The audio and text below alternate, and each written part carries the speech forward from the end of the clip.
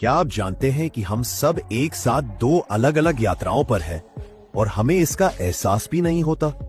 पृथ्वी हर साल 365 दिन में सूर्य के चारों ओर एक चक्कर लगाती है। यह दूरी लगभग 15 करोड़ किलोमीटर है। यही सफर हमें अलग अलग मौसम देता है, गर्मी, सर्दी, बरसात। लेकिन कहानी यहीं खत्म नहीं होती। सूर्य भी हमारी मिल्की वे गैलेक्सी के केंद्र के चारों ओर घूम रहा है। एक चक्कर पूरा करने में उसे लगभग 225 मिलियन साल लगते हैं। और क्योंकि पृथ्वी सूर्य की साथी है, हम भी यह सफर कर रहे हैं। इसका मतलब है कि जब पृथ्वी सूर्य के चारों ओर घूमती है तो पूरी पृथ्वी सूर्य की यह जोड़ी भी गैलेक्सी में दौड़ रही है। हम एक सर्पिल रास्ते पर है, लगातार आगे बढ़ते हुए, और कभी भी उसी जगह पर वापस नहीं आते। क्या आपने कभी सोचा है कि एक तारा जब मरता है तो ब्रह्मांड में क्या होता है? वो धमाके से फटता है और इस धमाके को कहते हैं सुपरनोवा। एक सुपरनोवा इतना ताकतवर होता है कि वो कुछ सेकंड में उतनी ऊर्जा छोड़ देता है जितना हमारा सूरज पूरे जीवन काल में भी नहीं कर सकता। ये धमाका इतना खतरनाक है कि अगर कोई सुपरनोवा पृथ्वी से सिर्फ 50 प्रकाश वर्ष की दूरी पर हो तो हमारी ओजोन परत तबाह हो सकती है और पूरी पृथ्वी पर जीवन खतरे में पड़ सकता है।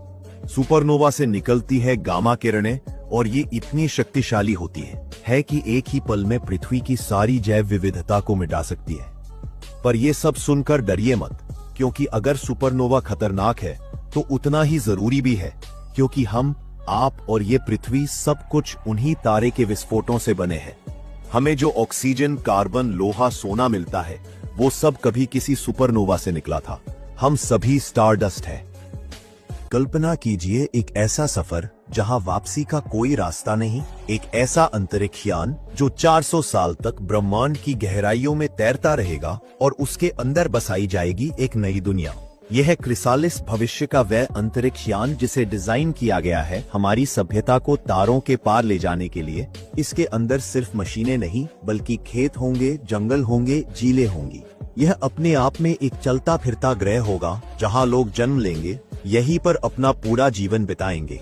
कृत्रिम गुरुत्व, न्यूक्लियर फ्यूजन से ऊर्जा और बहु परतों वाली सुरक्षा, सब कुछ इस तरह बनाया जाएगा कि यह यान सदियों तक जीवित रह सके। यहाँ का शासन होगा सोशियोक्रेसी, जहाँ फैसले सामूहिक सहमति से लिए जाएंगे और जनसंख्या को संतुलित रखने के लिए सख्त नियम होंगे। यह यान अल्फा सेंटोरी की तरफ जाएगा, पृथ्वी से 4.77 प्रकाश वर्ष दूर, लेकिन वहां पहुंचने में लगेंगे 300 से 400 साल। जो यात्री इस सफर पर निकलेंगे वो